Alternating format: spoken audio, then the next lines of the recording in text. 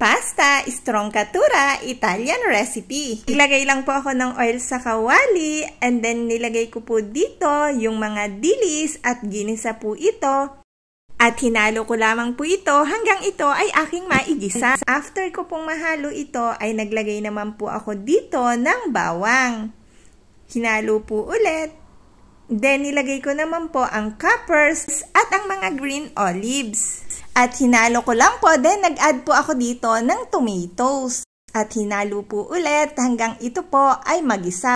Pero yung tomatoes po ay hindi ko na po ito dudurugin. Yung ganito po ay okay na. After ko pong maluto itong mga ingredients na ilalagay ko sa pasta, ay nag-prepare naman po ako ng water na aking papakuluan at nilagyan ko po ng asin. Nang kumulo na po, nilagay ko lang po ang pasta na ginagamit sa Pasta Strongcatura. Habang niluluto po ang pasta, nagtosta naman po ako ng breadcrumbs. Yung ganitong pong consistency ay okay na. Nang maluto na po ang pasta, ay nilagay ko lang po dito sa mga ingredients na niluto ko kanina. Hinalo ko lang po itong maigi para po magpantay ang lasa nito.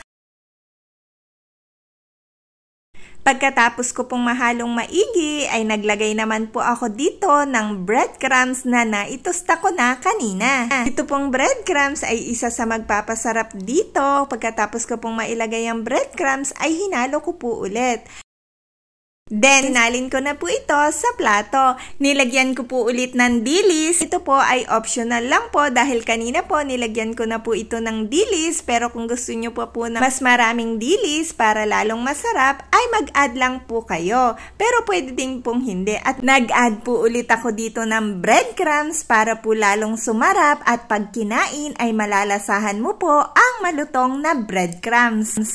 Ito pong recipe na ito at ang pasta ay kakaiba sa karaniwang mga pasta na recipe na ating niluluto. At ito pong recipe na ito ay malasa sa mga dilis, kamatis, capers at yung olive. Kaya naman po kakaibang lasa po ng pasta ang malalasahan mo dito kapag ito po ay iyong kinain. Kung mahilig ka po sa isda, ito po ay tamang-tama para sa'yo.